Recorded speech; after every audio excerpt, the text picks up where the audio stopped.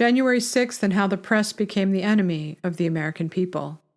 In their war on Trump, the press did the bidding of the Democratic Party, lost the story, and lost their way. On January 6th, Trump will give a rally in Iowa.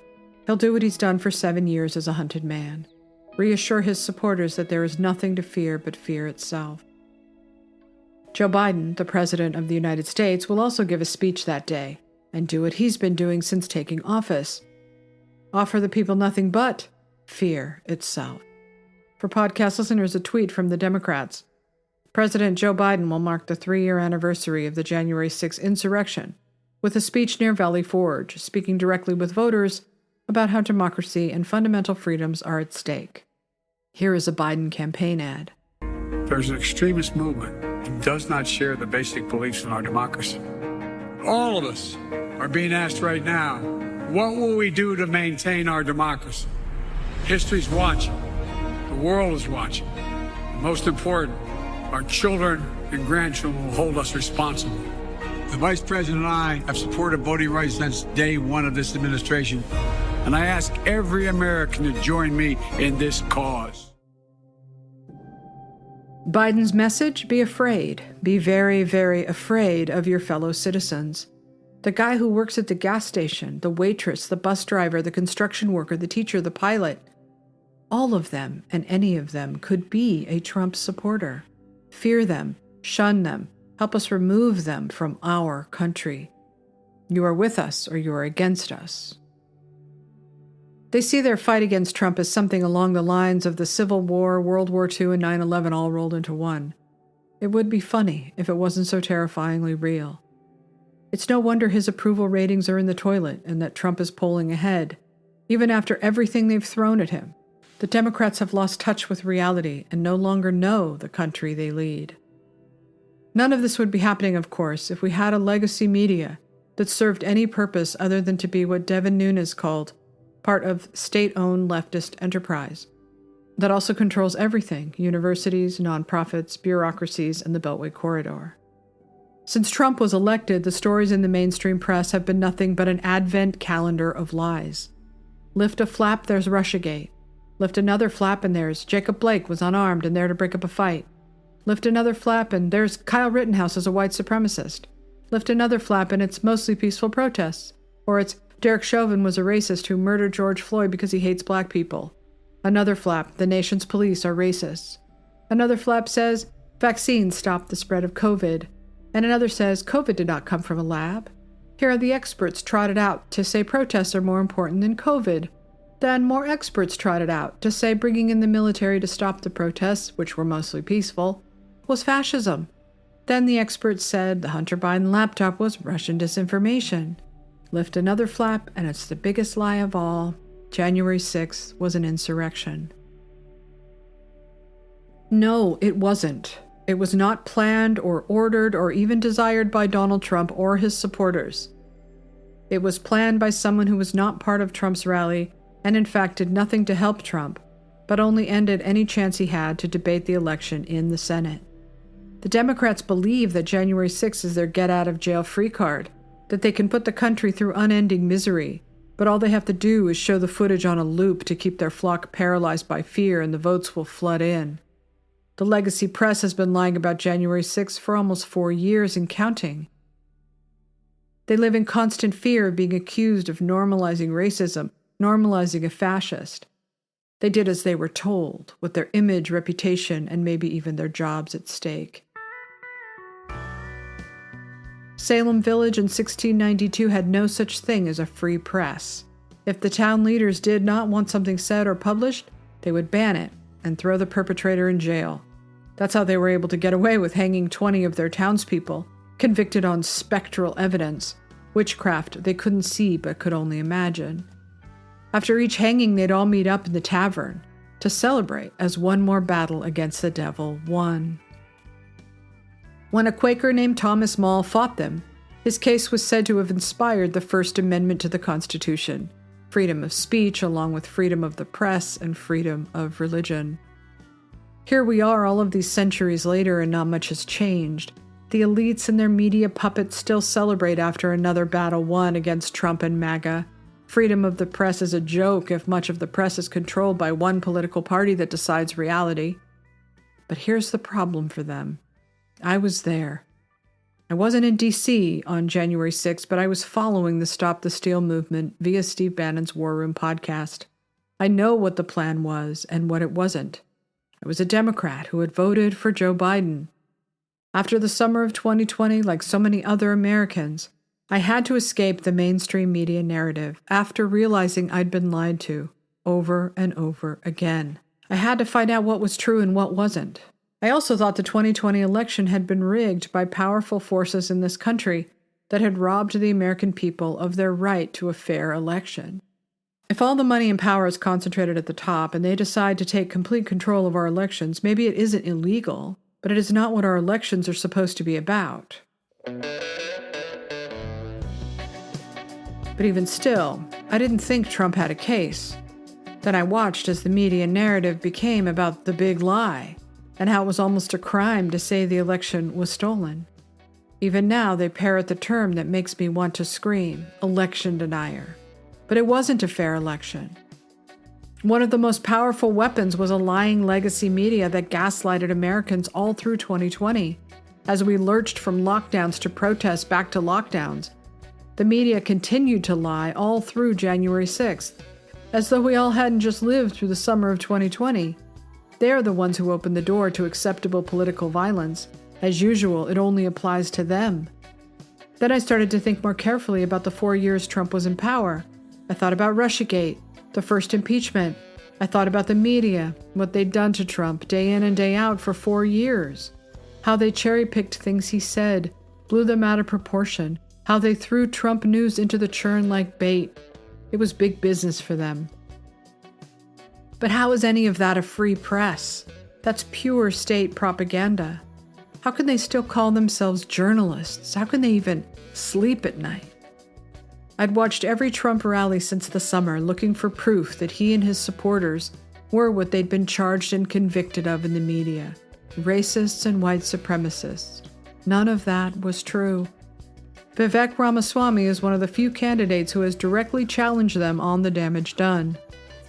I'm not going to recite some catechism for you. I'm against vicious racial discrimination in this country. So I'm not pledging allegiance to your new religion of modern wokeism, which absolutely fits the test. I'm not going to bend the knee to your religion. I'm sorry. I'm not asking you to bend the knee to mine, and I'm not going to bend the knee to yours. But do I condemn vicious racial discrimination? Yes, I do. Am I going to play your silly game of gotcha? No, I'm not. And frankly, this is why people have lost trust. And I know you're going to go print the headline tomorrow. I already know this. We already know how your game works. Vivek Ramaswamy refuses to condemn white supremacy because you asked a stupid question.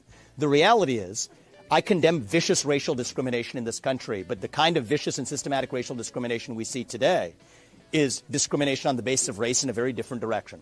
You want to know what the best way is to end discrimination on the basis of race? Stop discriminating on the basis of race. Do that, and we're going to move this country forward. And I don't care whether you're black or white or brown or anything in between. That's how we're going to unite this country. You people have been responsible for dividing this country to a breaking point, creating a projection of national division. I meet people from the south side of Chicago to meetings like this one of every shade of melanin, multiple, from man to woman, doesn't make a difference, who are hungry for reviving unity in this country. And you, with your catechism that you try to get to politicians to whatever fake headline you're going to print on the basis of this conversation tomorrow, that's what's dividing this country to a breaking point. Shame on you. Look people in the eye and tell them what you've actually failed to tell them for the last 5 years. Own the accountability for your own failures as the media. That's how we rebuild trust in this country. And until then, I don't have a lot of patience to play the games.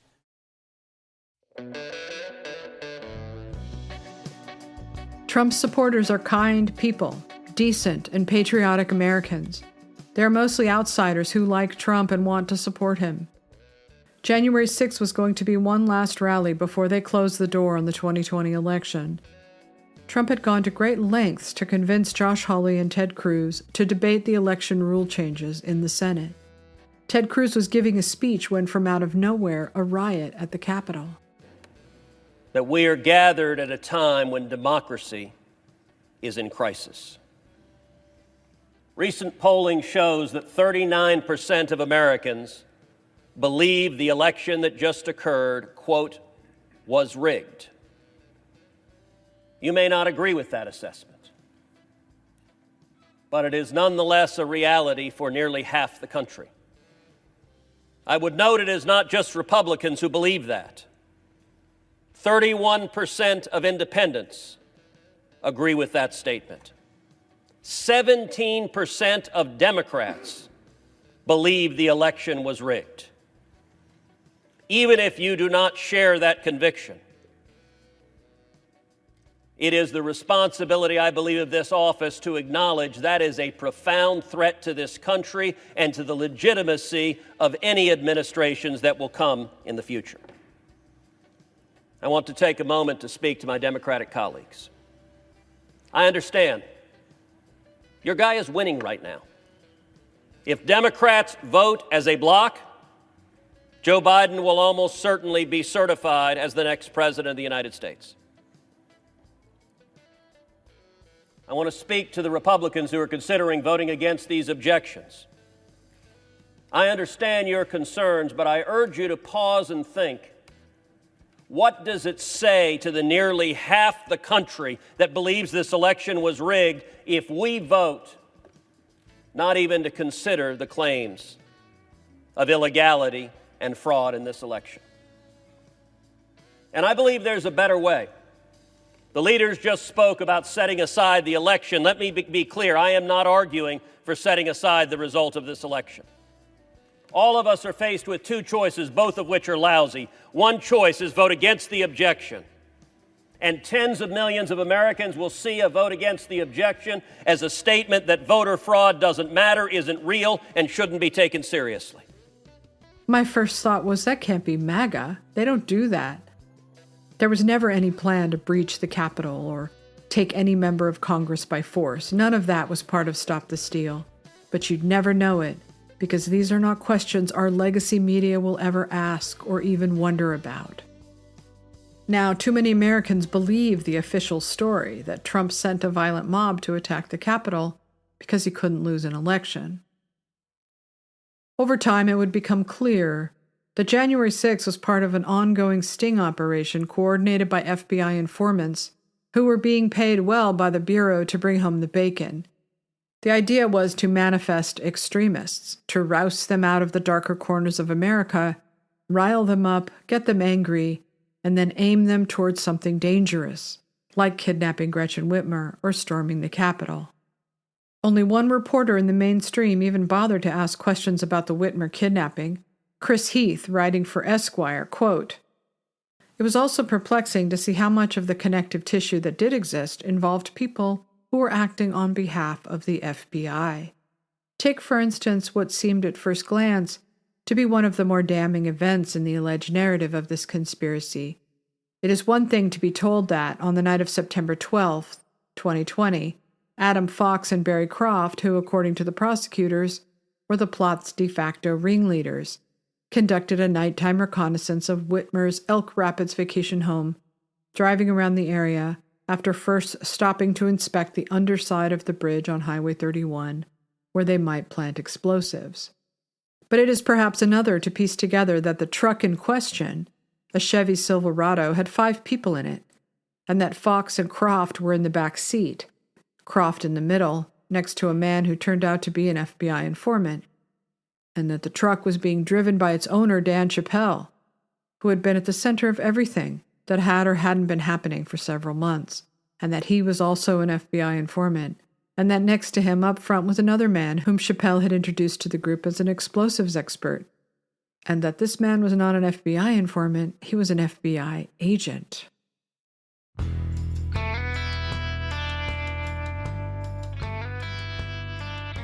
This is a lucrative grift for desperate people on the fringe who want to collect a few thou to sell their fellow Americans out to a hungry ruling class, eager for proof the FBI was helping to keep the village safe. Note the date, too, September of 2020, locked and loaded to be an October surprise for the election. It doesn't take a rocket scientist to put all of this together. You simply have to look for the connection from the FBI's plot to spy on the Trump campaign and sabotage his candidacy, and when that failed, it was onward to Russiagate and impeachment, And when that failed, it was COVID and the protests over the summer, and the biggest gat of all, January 6th. I'm Ed Martin with the Pro America Report. There are many unanswered questions about what really happened at the U.S. Capitol on January 6th, 2021. Over the coming weeks, we're going to share video from that day and the days surrounding January 6th. We're going to ask questions, and together we're going to find answers. And we're going to demand justice. To understand what happened, we have to look at who the real architects of January 6th were. Not the thousands of people who assembled, or even the people who called them to assemble. Who took that event and weaponized it into the dark day it became? Who set the narrative in motion? Who planned and staged the now infamous optics of January 6th? Like this, the infamous gallows. The media said the gallows was built because MAGA supporters intended to hang someone, maybe Mike Pence. The picture of the gallows, perfectly framing the Capitol, became a defining image of January 6th all around the world. So, who built the gallows? Let's look at the facts. Early morning footage captures 3 individuals unloading wooden pieces of what would later be assembled into the gallows. Separate footage, though grainy, seems to show 2 more participants arriving at the same time by taxi. Together, the 5 people proceed to assemble the now infamous gallows. Over 1,000 patriots have been arrested after January 6th. But these 5, these few who built the gallows on camera, they remain nameless and unknown to the public. They built a gallows and hung a noose right on the mall in front of the U.S. Capitol. And yet no law enforcement appears to question them, much less stop them. Funny how that worked out. One individual, dressed in a trench coat and a fedora-like hat and using a cane, he leaves the group, the Gallows Gang, to go and get coffee. Remember, it's 6:45 or so in the morning. There are very few, if any, coffee spots open at that time of day. Luckily, the trench-coated man I call Mr. Coffee, he knows just where to go. He walks straight across the road and down the way to a little spot that he obviously knew, directly across from the FBI building. Upon Mr. Coffee's return, the group gathers briefly, perhaps to admire their prime choice of location. It was, after all, perfect for the coming photo op to spread the narrative about January 6th. Shortly after this, both the taxi and the van have left the scene, disappearing as mysteriously as they arrived. Almost 3 years has elapsed since January 6th, and many questions persist. Why, with all the FBI's resources, does Mr. Coffee's identity remain unknown? And what about his team with their premeditated, prefabbed plywood and wheels that were used to build a platform to supposedly hang someone? Wouldn't these people be persons of interest? Shouldn't federal law enforcement care? Neither the January 6th Select Committee of Nancy Pelosi and Liz Cheney, nor the FBI, despite having arrested over 1,000 Americans to date, seem to have taken any interest in the case of that sharp-dressed Mr. Coffee and his gallows-building team. We wonder, is there more to the story? There's someone out there who knows Mr. Coffee. Was this trench-coated man a MAGA supporter in disguise? Or might he have been part of another group altogether? If you have any information to share, please call us at 314-256-1776. Join us at the Pro America Report and the Open.Inc. team as we continue to question and expose the truth. Seditious conspiracy. In 1954, Puerto Rican nationalists shot up the Capitol, injuring several congressmen. They were convicted of seditious conspiracy. Yet the maximum time served for that crime 6 years, a fraction of what many of the January 6th protesters got. In Washington, scenes of confusion naturally followed news of the shooting outrage. The 5 representatives injured in the affray were rushed to hospital. The assailants were Puerto Ricans, led by this woman, Mrs. Lolita Lebron, said to have shouted, "Free Puerto Rico."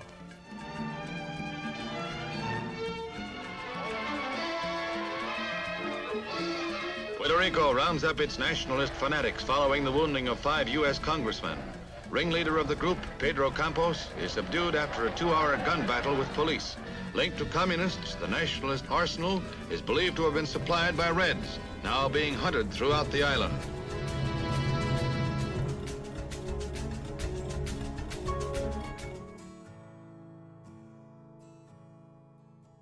The Weather Underground in this video claims they were a group advocating for, quote, violent overthrow of the United States. None of them were called insurrectionists or thrown away like human garbage by the legacy media. I'm a teacher now in a community college, and my students will occasionally bring up the war in Vietnam and ask me what my involvement was. And I'll say, well, I helped found an organization whose goal was the violent overthrow of the government of the United States. And my students would look at me as if I'm from another planet. The media downplayed the revolution happening on the streets in the summer of 2020. There were not only autonomous zones where protesters claimed territory outside the control of the United States government, not only burning of federal buildings, violent threats, and abuse of police officers, but there were roving bands of teenagers chanting, "Decolonize the suburbs," at sleeping residents, demanding diners at restaurants raise their fists to pledge allegiance to Black Lives Matter. They breached the gate at the White House, sending Trump and his family into the bunker for protection. The protests, per the well-funded cabal, were orchestrated to make Trump look like a bad president with chaos on the streets. By the end of it, all institutions of power in this country would have been overtaken by a group of fundamentalists who now control everything, even the presidency of the United States. There has always been, up until now, power in being an American citizen and respect for our right to push back against a government we believe has become oppressive. As many of the violent protests this country has experienced since its founding, the word insurrection is not often found in the New York Times, referring to American citizens. The American spirit and identity were inspired by insurrection and revolution. Thus, it has never been used as what we're all supposed to fear, especially not on the left. This is what democracy looks like. Let's settle this once and for all. Trump and his supporters had every right to contest the 2020 election. Trump had every right to fight his legal challenges in court. He had every right to say it was rigged and stolen. He had every right to give a speech to his supporters that he won the election and the Democrats stole it from him. You might not like that he did that. You might think that makes him ineligible to run again or to serve, but too damn bad. That is not your decision to make. It's not Biden's or Pelosi's or the FBI's or some glassy-eyed fanatic in Maine. It is the decision of the people of the United States of America. If Democrats believe they have the right to shut down government, block airports, burn government buildings, destroy businesses, and storm the Capitol in various states to have their voices heard because this is what democracy looks like, then so do Trump supporters. There are many unanswered questions about what happened on January 6th. We already know the legacy media will never ask them. They've lost the trust of the American people, and there is no coming back from that. So is Trump right when he calls them the enemy of the people? Maybe we should ask it a different way. If they aren't the enemy, what are they?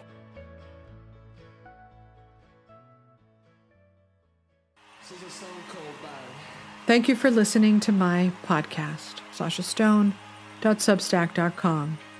And remember, to thine own self be true.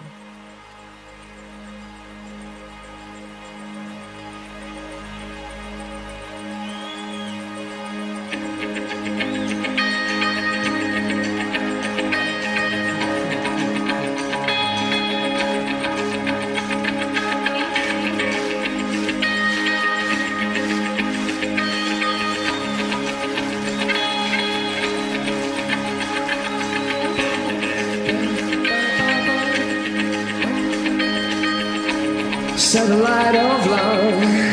Boom, boom, satellite of love. Boom, boom, satellite of love.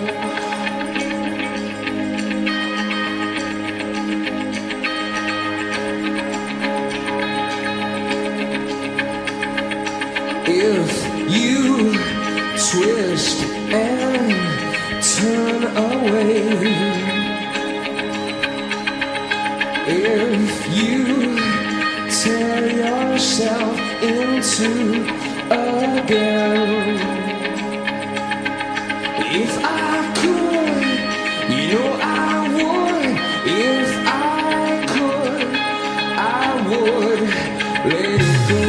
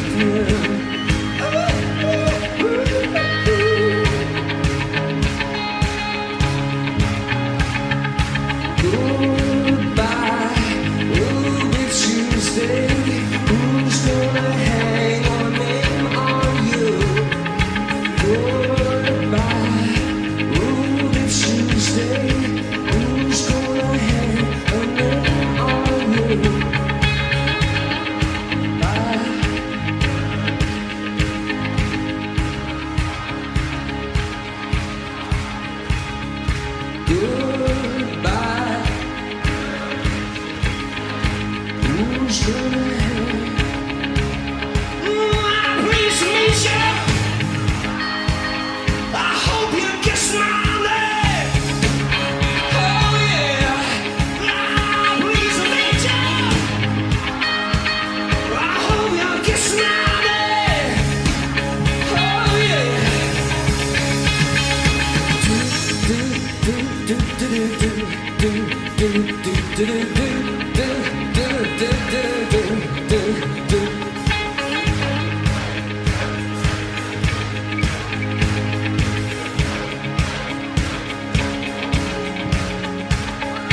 Holly came from Miami, FLA. Hitchhiked all the way across the USA. She could hear the satellite coming down. Pretty soon she was in London town. The Wembley Stadium, and all the people went do do do do do do do.